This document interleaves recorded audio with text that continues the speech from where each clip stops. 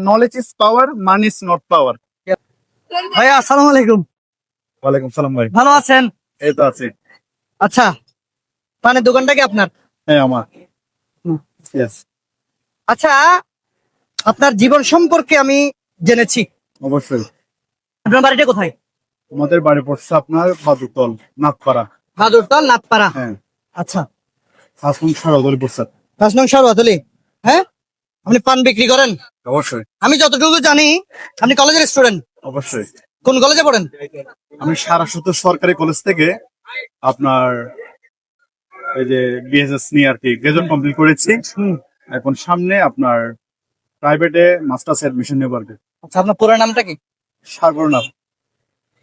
প্রিয় দর্শক, বলখালিতে আমরা পেয়ে গেছি সাগরনাথকে, যিনি এতটুকু লেখাপড়া করার পরেও পান বিক্রি করতে মানে লজ্জাবোধ তিনি করেননি। কারণ একজন গ্রাজুয়েট সম্পন্ন মানুষ একটা কাজ করতে লজ্জাবোধ করে। গ্রাজুয়েট সম্পন্ন মানুষ চাই ভালো একটা চাকরি, ভালো একটা জব এবং ভালো কাজ করার। কিন্তু আজকে ব্যতিক্রম ধর্মী একটি প্রোগ্রাম নিয়ে আপনাদের সম্মুখে হাজির হয়েছি। সেটি হচ্ছে বোয়ালখালীতেই একজন গ্রাজুয়েশন কমপ্লিট করা ছেলে পান বিক্রি করছে, অথচ তার মুখে হাসি, তিনি লজ্জাবোধ করছেন না। এটা হচ্ছে তার মা বাবার সার্থকতা। কারণ তার মা বাবা তাকে ভালো শিক্ষা দিয়েছেন বিধায় সে লজ্জাবোধ করছে না। আচ্ছা, আপনার মা বাবা কি বেঁচে আছেন? আছে। আছে। আচ্ছা, আমি যদি একটু জিজ্ঞেস করি, আপনি তো ভালো একটা জব করতে পারেন, আপনি জব না করে পান কেন বিক্রি করছেন? আমি আপনাকে বলি, আমি দুবাইয়ে ছিলাম। জি। বুর্জ খলিফার পাশে দুবাই মেরিনাতে আমার জব ছিল। আচ্ছা। তো আমার মূল কথা হচ্ছে কি জানেন ভাই, দুনিয়াটা হচ্ছে ক্ষণিকের অতীতে আমরা সবাই, ঠিক আছে? জি। তো মূলত কথা হচ্ছে ভাই, আমরা কোটি টাকা ইনকাম করে, লাখ টাকা ইনকাম করে যদি মা বাবাকে যদি সুখ দিতে না পারে, আর এত অট্টালিকা টাকা ইনকাম করে আমাদের লাভটা কি? বিষয়টা হচ্ছে ভাই, আমার কথা যে শিক্ষকতা যতটুকু রেখেছে, অনেক সুখে আছে, কিন্তু মা বাপ নিয়েই আছে।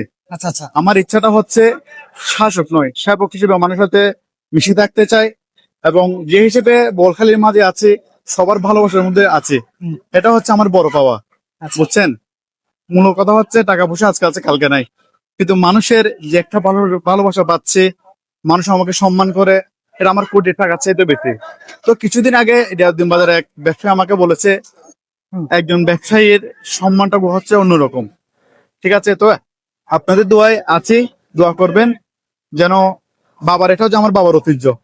আচ্ছা, বাবার ঐতিহ্য, এটা আপনার বাবা করতো? বাবার ঐতিহ্য। তো দোয়া করবেন যেন এই ছোট্ট বিজনেসের মধ্য দিয়ে যেন মা বাবাকে সুখ রাখতে পারে, এবং সবার মাঝে যেন একটা পরিচিত লাভ করতে পারে। আচ্ছা, এটাই দোয়া করবেন। হ্যাঁ, আচ্ছা, আরেকটু কথা বলি, আপনি কি কোন বাংলাদেশে কোন জবের জন্য কোন অ্যাপ্লাই করেছেন কিনা, নাকি শুধু মানে এটা নিয়ে আপনার জীবন গড়ার উদ্দেশ্য? না, অবশ্যই। আমার কথা হচ্ছে, মানুষ পড়ালেখা করে একটা ফিউচারের জন্য, একটা স্বপ্ন দেখে। আমি এতটুকু লেখাপড়া করেছি, ভালো একটা, আমার মনের মধ্যে একটা কনফিডেন্স আছে, আমি একটা ফিউচারে ভালো একটা পোস্টে যাব, ভালো কিছু করব। আপনার কথা হচ্ছে, ইচ্ছা এবং স্বপ্নের কোনো শেষ নাই।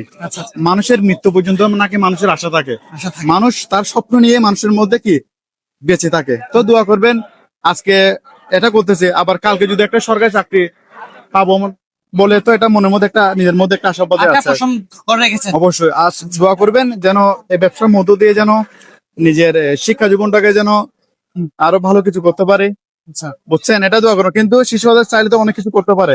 তো আপনি তো সাংবাদিক, নিউজ কথা বলে কি, নিউজ পেপারম্যান বলে যাকে বলা হয়।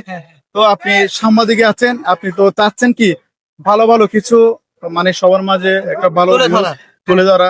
আসলে জানেন না, আপনাকে আমি বলেছি, মানুষের চলার ক্ষেত্রে অনেস্টি, রেসপেক্ট, ইমেজ, মানুষের যদি ভাই আত্মসম্মান যদি না থাকে, আর সে টাকা, আর কোটি টাকা আছে মানুষের, কিন্তু আত্মসম্মান নেই। মানুষ ক্ষুদ্রতম হলেও মানুষের আত্মসম্মানটা যে তা হচ্ছে অনেক বড় একটা পাওয়া। দোয়া করবেন যেন এই বাবার ব্যবসাটা যেভাবে ধরে রাখতেছি, এ ধরার মধ্যে যেন নিজের ভবিষ্যতে যেন সুন্দর করে চলতে পারে, তাও মা বাপকে নিয়ে। এটাই দোয়া করবেন ভাই। বিয়ে করছেন? করেছি। আচ্ছা আচ্ছা। আচ্ছা, আপনার লেখাপড়াটা আসলে কতটুকু চালিয়ে যাওয়ার ইচ্ছা পোষণ করেছেন? আমার তো ইচ্ছা ছিল, আমি চাই এটার মধ্য দিয়ে দোয়া করবেন, মাস্টার্স তো শেষ করব, মাস্টার শেফের পরে দেখ আর একটা স্টাডির মধ্যে যেন পারি দিতে পারে, দোয়া করবেন। কিন্তু স্টাডি বাদ যাবে না। এটা হচ্ছে লেখাপড়াটা হচ্ছে, আমি সবার উদ্দেশ্য করে বলি, লেখাপড়া হচ্ছে একটা নিজের মধ্যে থাকে। মানুষের দন সভ্য টাকা পয়সা সব কেড়ে নিতে পারবে, কিন্তু টাকা পয়সাটা শিক্ষার জ্ঞানটা শিক্ষার কেড়ে নেওয়ার কেউ সুযোগ কারো নেই। কাছ থেকে কেড়ে নিতে পারবে না। যতই দিবেন ততই বিকাশ করবে। Knowledge is power, money is not পাওয়ার।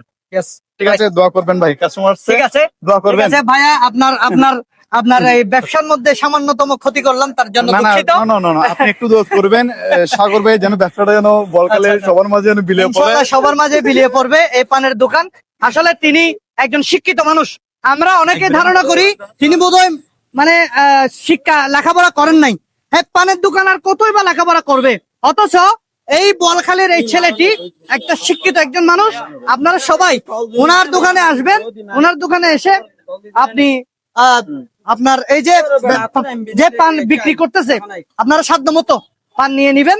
এবং বলখালীকে আসলে রিপ্রেজেন্ট করাই আমার দায়িত্ব। আমি চাই বলখালীর ভালো ভালো কিছু তুলে ধরার, সেই দিক দিয়েই আমি ভাইকে তুলে আনলাম।